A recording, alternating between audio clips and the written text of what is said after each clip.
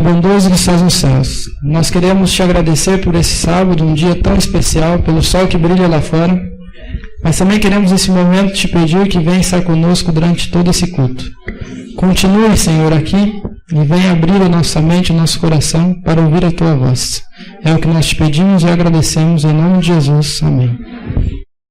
Quem puder com reverência se ajoelhar, vamos falar com Deus. Nós te agradecemos, querido Deus, nesta manhã, porque estamos na tua santa casa.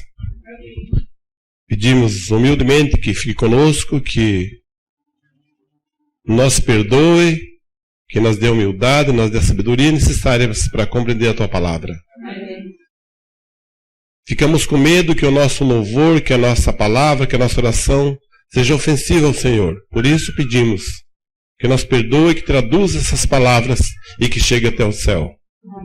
Continue conosco agora, seja com os enfermos físicos, enfermos espirituais, que possam eles ser abençoados, que possam eles ter a tua resposta a cada um deles.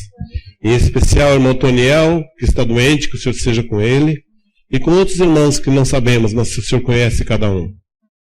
Ao continuarmos também nesse culto sagrado, o Senhor possa abençoar também o Alex, que possa falar com inspiração.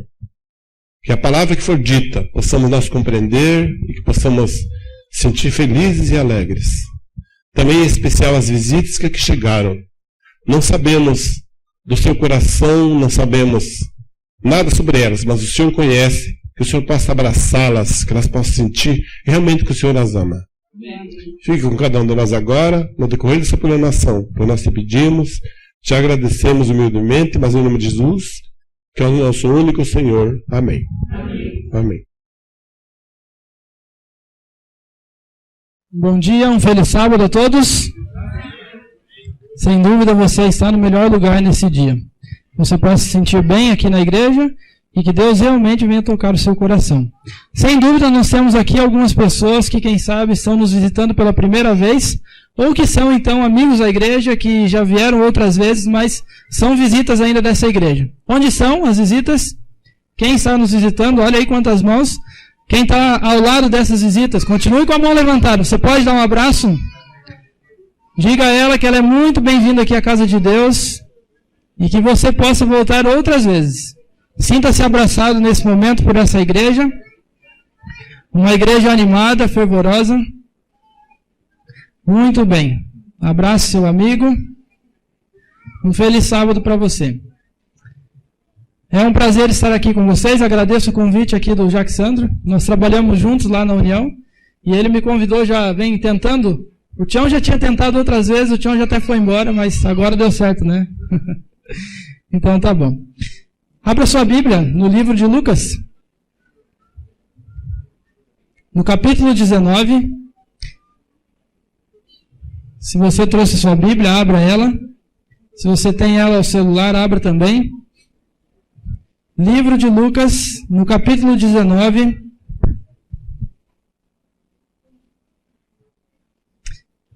Com a Bíblia aberta, a palavra de Deus, curve a sua fronte, em reverência. Nós vamos orar mais uma vez. Pai de amor que estás nos céus, nesse momento nós abrimos a sua palavra. Também queremos abrir o nosso coração, abrir a nossa mente, os ouvidos, para que possamos ouvir a tua voz. Fale conosco através dessa mensagem. É o que te pedimos e agradecemos. Em nome de Jesus. Amém. O que você faria se hoje fosse a sua última oportunidade de salvação?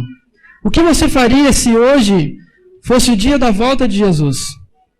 O que você faria se você soubesse que hoje é o dia da sua última chance? Todos nós sabemos que Jesus vai voltar, mas não sabemos o dia. Muitos dariam tudo o que têm para saber o dia e a hora que Jesus voltasse, o dia da volta de Jesus. Mas a pergunta é, o que você faria se hoje fosse a sua última oportunidade de salvação? O Império Romano, ele dominava o mundo nos dias de Jesus. A estratégia que eles usavam para manter o mundo dominado naqueles dias era muito interessante. Eles tinham os melhores soldados, o melhor exército, e para que tivessem então soldados, muitos soldados, custava também muito dinheiro. Eles então pegavam pessoas conhecidas da sociedade, pessoas amadas pela população, e eles convidavam essas pessoas agora a trabalhar para eles, o Império Romano. E eles então pegavam o mais conhecido e eles chamavam para ser o cobrador de impostos. Eles chamavam aquelas pessoas, aqueles mais conhecidos, para ajudar na arrecadação de impostos, na fiscalização, na cobrança. E eles então davam uma comissão, davam uma parte do que era cobrado para essas pessoas que naquela época eram chamadas de publicanos. Aquela pessoa que então era amada pela sociedade, que todos gostavam, todos conheciam, ela passava agora a ser odiada pela sociedade. Porque para financiar tudo aquilo que os soldados faziam, precisava de muito dinheiro. E agora essas pessoas que cobravam os impostos, então esses publicanos, eles extorquiam a população. Essa era a maneira que o Império Romano utilizava para fazer a arrecadação e manter então toda a atrocidade que nós conhecemos na história. Os tais cobradores de impostos então eram odiados pelo seu povo. E o Império Romano, eles sabiam disso, mas nada faziam, porque quanto mais eles cobravam, maior era a arrecadação. 15 dias antes de Jesus morrer na cruz, ele estava a caminho de Jerusalém, e Jesus ia passando pela cidade de Jericó. No capítulo 19, no verso 1, eu vou ler aqui para vocês na linguagem, a mensagem, uma linguagem contemporânea, mas não será diferente o contexto que tem aí na sua Bíblia também. Diz assim: Jesus entrou em Jericó e caminhava pela cidade. Jesus ia passando. O capítulo 19, verso 1 diz que Jesus ele ia passando. Jesus ele ainda passa hoje. Ele passa em todas as cidades, ele passa aqui nessa cidade, ele passa aqui na igreja. Jesus ele continua passando. Na entrada da cidade, alguns versos para trás, é possível a gente encontrar a história do cego de Jericó. Jesus, ao entrar na cidade, ele já faz a diferença, ele cura aquele cego. E Jesus, ele estava passando 15 dias antes de sua morte na cruz, Jesus, ele esteve na cidade de Jericó. Jesus e Jericó, a única oportunidade de salvação para aquela cidade. Se você buscar em toda a Bíblia, você vai perceber que essa foi a única vez que Jesus ele esteve em Jericó. Jesus passou por aquela cidade para fazer a diferença na vida daquelas pessoas. Muitas pessoas acompanhavam a Jesus. Jesus ele era um homem contestado, um homem admirado, um homem odiado por algumas pessoas. Muitos buscavam a Jesus apenas pelo milagre. Muitas pessoas acompanhavam a Jesus. Ainda hoje, muitas pessoas também admiram a Jesus, buscam a Jesus, mas muitas pessoas apenas o veem de longe. 2 semanas antes da morte de Jesus na cruz, ele passou por aquela cidade.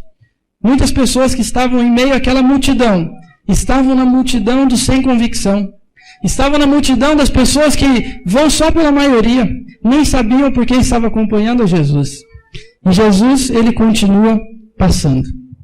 O verso 1 continua dizendo o seguinte: havia ali um morador chamado Zaqueu, o principal cobrador de impostos, que era muito rico.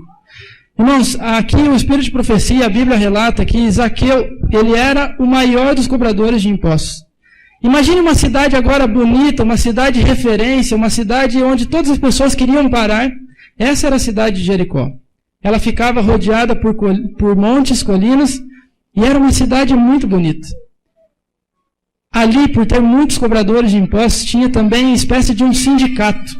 Imagine você aqui, na nossa população, na nossa geografia, uma cidade onde é referência de políticos, referência aí de muitos afazeres. Essa era a cidade de Jericó. E as pessoas paravam por ali. Era rota para Jerusalém. Por isso que tinha ali um posto de fiscalização.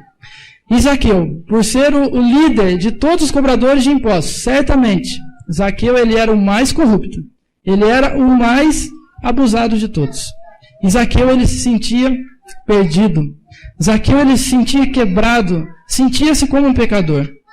Zaqueu ele foi cristão quando criança. Nós encontramos isso no Espírito de Profecia, que Zaqueu ele conhecia da Bíblia, ele conhecia da mensagem. Talvez Zaqueu representam pessoas que nasceram na igreja, conhecem a mensagem, ou estão na igreja, mas não conhecem o Deus da igreja. Você conhece alguém assim? Você já se sentiu assim em algum momento? Talvez Zaqueu era uma daquelas pessoas que estavam na igreja, mas que não conheciam o Deus da igreja. Alguns dias antes desse episódio, Zaqueu ele esteve às margens do Rio Jordão, e ali João Batista pregava. Um sermão forte, um sermão persuasivo. E Zaqueu ficou tocado pelo sermão de João Batista. E agora Zaqueu fica sabendo que Jesus estava entrando na cidade de Jericó, e ele decide ter um encontro com o Mestre, um encontro com Jesus. Zaqueu sabia que aquela era, quem sabe, a sua última chance, a sua última oportunidade. E Zaqueu decide ter um encontro com Jesus. E a Bíblia relata o momento em que Zaqueu decide sair da sua zona de conforto e ter um encontro com o Mestre. E agora ele então vai às ruas, e eu começo a imaginar essa história. Zaqueu indo às ruas e vendo a multidão, e nós conhecemos a história e sabemos que Zaqueu era de baixa estatura, era um homem pequeno, e ele então não consegue andar pelas ruas. Um homem que estava acostumado com a multidão, não podia ver a Jesus justamente por causa da multidão. E agora Zaqueu então, ele resolve ter um plano B. Ele dá um passo à frente, e ele decide se antecipar, ele decide ir à frente das pessoas. E você conhece a história. Zaqueu, então, ele muda sua direção, vai correndo à frente e decide subir em uma figueira. Acompanhe comigo no verso 2. Como era baixinho, não conseguia olhar para cima do povo. Então ele correu adiante deles e subiu numa figueira. Dali ele poderia ver a Jesus quando este passasse. Eu imagino agora Zaqueu escondido para que ninguém pudesse ver. Ele era um homem recriminado, um homem que era odiado. Muitas pessoas, quando vissem Zaqueu ali, na hora iam dizer, olha, sai daí, você não merece estar aí. E agora Zaqueu espera o momento certo da passada de Jesus por aquela rua. E eu fico imaginando aquela multidão, Jesus sabia que Zaqueu estava ali. A multidão agora andando, de repente Jesus para, as pessoas que estavam à frente, quem sabe, continuaram andando, e depois perceberam que Jesus havia parado, as de trás começam a se atropelar porque Jesus ele havia parado. E Jesus agora olha para cima, vê Zaqueu naquela árvore e chama Zaqueu pelo nome. E ele diz, Zaqueu, desce depressa, porque eu vou em sua casa hoje. Jesus chamou Zaqueu pelo nome. Ele conhece o seu nome. Ele sabe até quantos fios de cabelo tem em sua cabeça. Jesus conhece a nossa vida. Ele sabe o lugar exato onde você se esconde. E Jesus agora então olha para Zaqueu e disse, desce porque eu vou jantar na sua casa hoje. Aquelas pessoas começaram então a olhar, mas tem certeza, Jesus? Zaqueu é um homem que só comete erros, é um pecador. Jesus, você não pode ir à casa de um pecador. E o verso 3 em diante continua dizendo, quando Jesus chegou perto da árvore, olhou para cima e disse, Zaqueu, desce depressa, hoje é dia de me hospedar em sua casa. Zaqueu pulou da árvore ainda sem acreditar no que ouvia. Feliz da vida com a oportunidade de receber a Jesus, ele saiu e desceu. Os que presenciavam a cena ficaram indignados e reclamaram, como é que ele pode se sentir tão à vontade com esse bandido? Essa é uma linguagem contemporânea e você consegue imaginar um pouco mais essa história. Parado diante de Jesus, verso 8, Zaqueu não sabia o que fazer. Gaguejando ele disse, Senhor, eu vou dar metade do meu patrimônio para os pobres, e tudo que eu roubei, eu pagarei 4 vezes mais pelo prejuízo. E agora? Zaqueu, ele dá um passo a mais, ele vai ao encontro de Jesus. Jesus chama pelo nome, pede para que ele desça, porque ele iria em sua casa. Houve arrependimento naquele dia. Houve salvação naquela cidade. Jesus e Jericó. Jesus e Zaqueu. Zaqueu sabia que, quem sabe, aquela era a sua última oportunidade de salvação. Algumas lições a gente pode tirar dessa história, uma história muito conhecida. E o verso 9 e 10 termina assim dizendo, então Jesus declarou, hoje é dia de salvação nessa casa. Aqui está Zaqueu, filho de Abraão, pois o Filho do Homem veio buscar e salvar o que estava perdido. Zaqueu ouviu falar dos ensinos de Jesus e aceitou o convite. Ele foi ao encontro de Jesus. Um homem que se misturou com a multidão, agora, à frente da multidão, toma sua decisão e decide devolver aquilo que havia roubado. Jesus, ele continua passando ainda hoje. Ele passa aqui nessa igreja, ele passa na sua casa. Ele te convida para abrir a sua palavra e todas as manhãs você ter um encontro com ele. Todas as manhãs você ler a Bíblia, estudar a sua lição, ter uma comunhão diária. Jesus convida você nessa manhã. Você precisa abrir a porta do seu coração. Jesus, ele está convidando a você a tomar uma decisão. E quem sabe essa de hoje, esse momento pode ser a tua última oportunidade. Eu me lembro aqui de uma história que talvez você já tenha ouvido. A história conta que em uma escola tinha um aluno muito sensato, um aluno muito inteligente. E ele sempre olhava para o professor e sempre queria pregar uma peça ao professor. Toda escola tem isso. Talvez nós tenhamos aqui professores, sabem bem do que eu estou falando. E então aqueles alunos agora, aquele mais esperto que os outros, decide então conversar com todos e pregar uma peça no professor. Falar, amanhã nós vamos testar a sabedoria do professor. Então aqueles alunos se reúnem então e no outro dia eles levam uma gaiola para a escola. O professor então entra na sala de aula, vê ali um movimento diferente e ele é sábio e ele sabia que alguma coisa ia acontecer naquele dia. Ele olha para os alunos então, vamos iniciar a aula, fala, não professor, só um minuto. Hoje nós vamos testar a sua sabedoria. Nós queremos ver se o senhor realmente sabe de todas as coisas. E aqueles alunos, e o aluno então foi ao professor e disse, olha professor, eu quero saber se você adivinha o que eu trouxe hoje para a escola. Rapidamente o professor olhou para o fundo da sala, viu que tinha uma gaiola e falou, você trouxe um pássaro. Falei, professor, mas está muito fácil, você viu que tem uma gaiola no fundo da sala. O desafio vai ficar mais difícil agora. E ele chegou então próximo ao professor com as mãos para trás e disse, professor, eu tenho em minhas mãos um pássaro.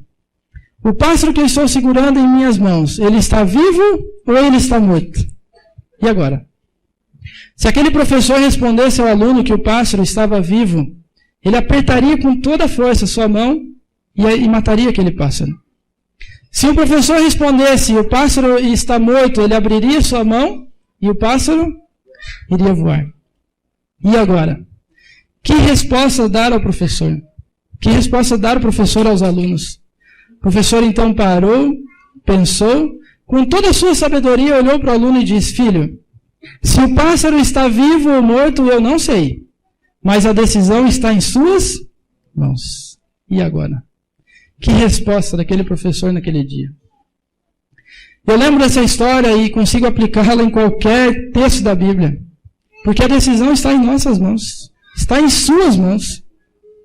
Alguns meses atrás, nós assistimos na televisão, ou lemos na internet, nos jornais, a história de um avião da Malásia que foi ao chão. Um avião que todo mundo quis descobrir o que havia acontecido, um atentado, terrorismo, o que aconteceu. E descobriram então que o copiloto havia decidido colocar aquele avião no chão. Ele coloca ali, segundo os relatos que nós temos na notícia, coloca ali laxante, alguma coisa no suco, no café do seu piloto. E o piloto precisa se ausentar para ir ao banheiro. E ele então, quando o piloto sai da cabine, agora ele fecha a cabine. E ele coloca todos os comandos daquele avião para que o avião fosse ao ponto zero. Para que aquele avião batesse, caísse ao chão nas montanhas. E o piloto então, quando retorna para a cabine agora, ele vê que tem alguma coisa de errado, que o avião está caindo. E ele começa a bater na porta, pedir desesperadamente, por favor, abra a porta. Abra a porta, eu preciso assumir o comando, abra a porta. E aquele copiloto nada respondia. Nas caixas pretas onde se registra a conversa, a voz, é possível ouvir ruídos de alguém batendo na porta desesperadamente e dizendo a seguinte expressão, por favor, abra a maldita porta. Aquele copiloto decidiu não abrir a porta. E o avião começou a cair e foi até o chão. Da mesma forma, Deus olha para nós hoje e diz assim, abra a porta. Qual porta? A porta do seu coração. Abra a porta, eu quero assumir o controle da sua vida. Você não percebe que você está caindo, a sua vida está indo de mal a pior. Abra a porta. Apocalipse 3, esse é o último verso que nós vamos ler nessa manhã. Apocalipse 3, o verso 20. Traz aqui algo que é impressionante. E que se encaixa perfeitamente também nessa história. Apocalipse 3, o verso 20 diz assim, olhe para mim, eu estou batendo a porta, se você ouvir o meu chamado e abrir a porta, eu vou entrar, eu vou jantar com vocês, eu vou tomar conta da sua vida. E aquele copiloto então decide não abrir a porta. E nós temos um relato triste, trágico, de que muitas vidas foram ceifadas naquele dia. Jesus está olhando para você e dizendo, filho, filha, abra a porta. Eu quero tomar conta da direção da sua vida. Eu quero assumir o controle. A decisão está nas suas mãos. Só depende de você abrir a porta, mais ninguém. Só você, mais ninguém. Talvez você veja à igreja hoje pensando ser realmente a sua última chance. Não pela chance que Deus está dando para você, mas de que você está dando para a sua vida. E você pensa assim, minha vida está indo de mal a pior, eu não tenho mais o que fazer. Talvez o casamento já não tem mais valor também, o trabalho não tem. E você decidiu, quem sabe, até tirar a sua vida. E você veio dizendo para Deus, falou, Senhor, eu vou dar a última chance. Amanhã na igreja, hoje na igreja, vai ser a última chance. Eu não sei o que passa na sua vida. Eu não sei o motivo de você entregar-se a Deus sempre, toda manhã. Mas o convite é para que você entregue realmente a sua vida. Talvez você perceba que sua vida está em pedaços. E agora você percebe que os pedaços eles estão caindo num vazio. E você não vê mais recuperação. Você não vê mais como juntar os pedaços. Mas Deus ele passa e consegue juntar todos os pedaços. Talvez você já foi longe demais e cansou, caminhou muito longe e perdeu até o próprio interesse em você.